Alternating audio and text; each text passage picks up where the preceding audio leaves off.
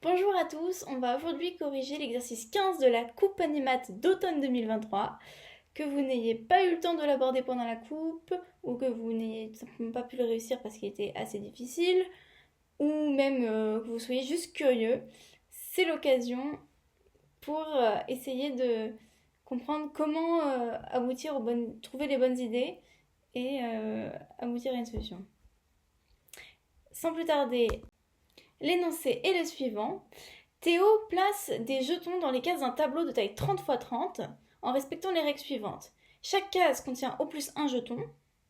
Pour chaque case vide, il y a parmi les cases de la même ligne ou de la même colonne au moins une case contenant un jeton. Le ou est important, parfois il a été mal compris. Pour chaque jeton, il y a parmi les cases de la même ligne ou de la même colonne au plus une autre case contenant un jeton. Il faut déterminer le plus petit entier K, vérifiant la propriété suivante. Quelle que soit la disposition choisie par Théo, chaque carré de taille 4 fois K, de la grille contient au moins une case avec un jeton.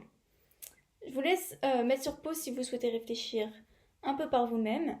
Et on va bientôt passer à quelques exemples pour être sûr de bien interpréter l'énoncé. Donc, pour les illustrations, je vais utiliser des grilles de taille 12 x 12 parce que c'est plus facile à lire. Mais il faut bien comprendre que comme c'est un peu une question de proportionnalité, on adaptera assez facilement les résultats à des grilles de 30 x 30. Un premier exemple sera cette grille tout simplement où on a colorié les cases de coordonnées II.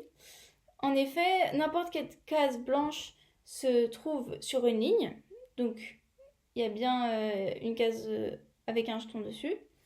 Et toute case colorée, il n'y a pas d'autres cases sur la même ligne, la même colonne. Bon, c'est un exemple assez simple et qui ressemble beaucoup à d'autres énoncés similaires qu'on peut avoir, qui correspondent, je veux dire, qui satisfait aussi les mêmes conditions que d'autres énoncés. Donc on va prendre un deuxième exemple un peu plus particulier, qui sera celui où à chaque fois on a mis un maximum de jetons par ligne. Ici on en a mis 2. Et on n'est pas obligé d'aller du coup jusqu'aux dernières lignes, on peut s'arrêter à la moitié.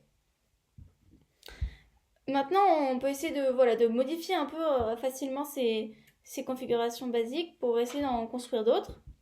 Notamment, on remarque en fait que si on permute des colonnes, ça ne change pas la condition parce que ça change juste le nom de la colonne. Et de même pour les lignes. Donc ici, on voit des exemples où j'ai permuté 2 colonnes et ça ne change pas du tout les conditions. Vous pouvez vous formellement l'écrire si vous le souhaitez. Maintenant, quelques contre-exemples pour voir un peu quelles seraient des configurations qui ne satisfont pas les conditions souhaitées.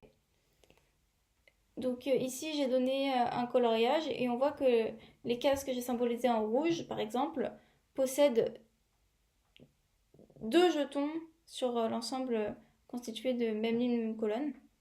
Donc c'est trop. Abordons maintenant la solution. La question c'est, quand on a un énoncé tel que celui-ci, comment est-ce qu'on va se lancer? Comment est-ce qu'on peut trouver les idées? Et j'insiste là-dessus parce que ensuite quand on va restituer, quand on va écrire notre solution, ça va être sous forme d'analyse synthèse, ça va être éventuellement légèrement différent. Mais l'intérêt de cette vidéo, c'est vraiment vous montrer comment les idées viennent. Donc on va chercher dans un premier temps plutôt K-1, c'est-à-dire la taille du plus gros carré blanc qu'on peut mettre tout en respectant la condition. D'après la remarque précédente, on se ramène en fait au cas où ce carré est situé en bas à gauche. Donc comment on fait? D'abord on met toutes les colonnes à gauche et puis ensuite toutes les lignes en bas. On garde ici pour nos dessins K égale 12 et on va prendre pour illustration un carré qu'on veut volontairement un peu trop grand de sorte à ce qu'on n'arrive pas à satisfaire la condition.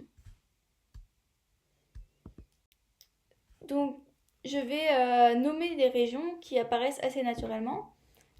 Les lignes, les x premières lignes, donc x ça va être une sorte de variable qui correspond au nombre de lignes qui restent et aussi au nombre de colonnes qui restent à droite. ces X premières lignes, donc je les... si je les restreins aux 30-X première colonne, ça va me former une région que je vais appeler A. Et symétriquement, je crée une région que j'appelle B. Ce qu'on remarque, c'est que si une ligne ne possède aucun jeton, toutes les cases de cette ligne sont blanches, et donc, comme elle possède personne sur la même ligne, elle possède au moins quelqu'un sur la même colonne. Et donc, à ce moment-là, toutes les colonnes doivent contenir au moins un jeton.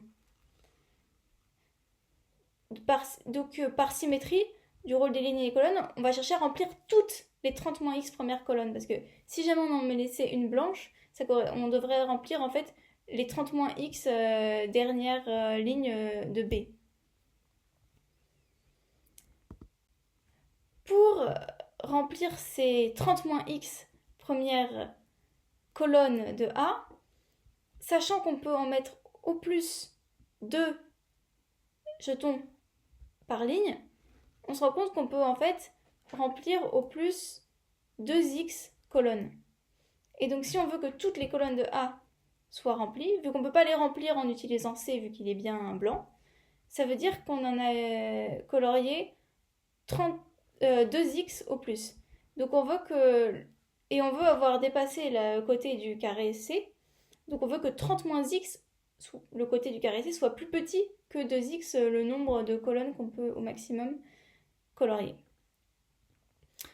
Ça nous donne une inégalité, et si on résout ça, ça veut dire que C est de côté au plus 20. Cela signifie qu'on peut colorier la grille en laissant le carré C blanc seulement si il est de côté au plus 20. Donc que K est plus petit que 21. Mais en fait, K est égal à 21 parce que pour K égale 20, on peut colorier la grille. En effet, je donne ici un exemple. Alors bien sûr, à nouveau, j'ai pris un côté de 12 x 12, mais comme on a bien compris par les inégalités précédentes, ce qui compte sur le 21, c'est que ça dépasse tout juste 20 qui est 2 tiers de 30. Et donc ici, 2 tiers de 12, ça fait 8. Et en fait, on a d'autres exemples de coloriage. Donc là, j'en ai pris un qui est un peu symétrique pour garder la symétrie entre A et B, mais on aurait pu prendre celui-là, par exemple. Et voilà, si vous souhaitez une jolie démonstration bien rigoureuse, bien écrite, n'hésitez pas à lire le corrigé, c'est vivement encouragé. Et le type de rédaction qu'on utilise, c'est ce qui s'appelle l'analyse synthèse. J'espère que vous avez apprécié cette vidéo, que vous continuez les maths olympiques avec autant d'enthousiasme, et je vous souhaite une bonne continuation.